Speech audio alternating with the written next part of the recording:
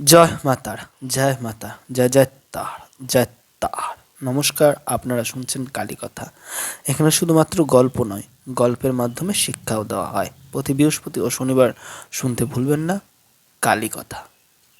আজকে মা কালীরই একটি ঘটনা বলবো, যে ঘটনাটি এক কাজের মাসিক নিয়ে। গল্পটি হলো যে এটি আমাকে এক দিদি বলেছেন। তো গল্পটি শুনবার আগে আপনারা প্লিজ আমার ইউটিউব চ্যানেলটি সাবস্ক্রাইব করুন, বেল আইকনটি ক্লিক করুন এবং আমার সঙ্গে থাকুন।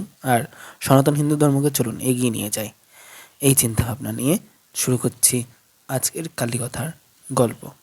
তো এক মহিলার বাড়িতে, মানে এই মহিলাটি হচ্ছে লোকের বাড়ি বাড়ি কাজ করে। তো ইনি কাজের মাসি। তো এই মাসি মা কালীর উপাসনা করতেন, তারামায়ের উপাসনা করতেন।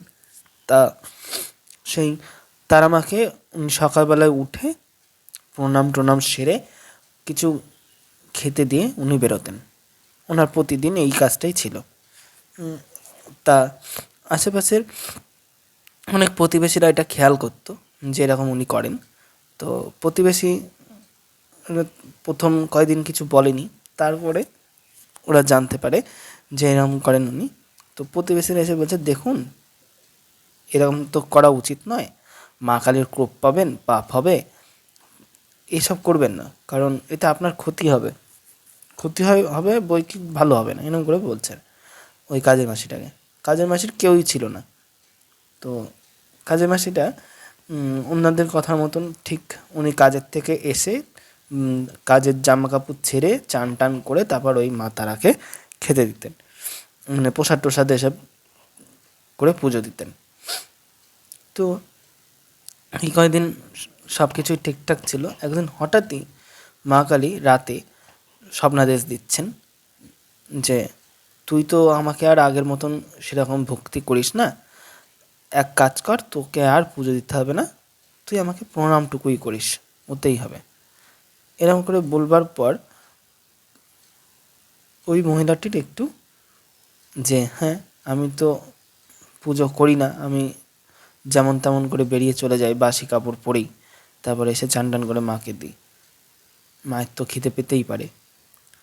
তো সেই সর্ষে মা এইভাবেই কথাটা বলেছে।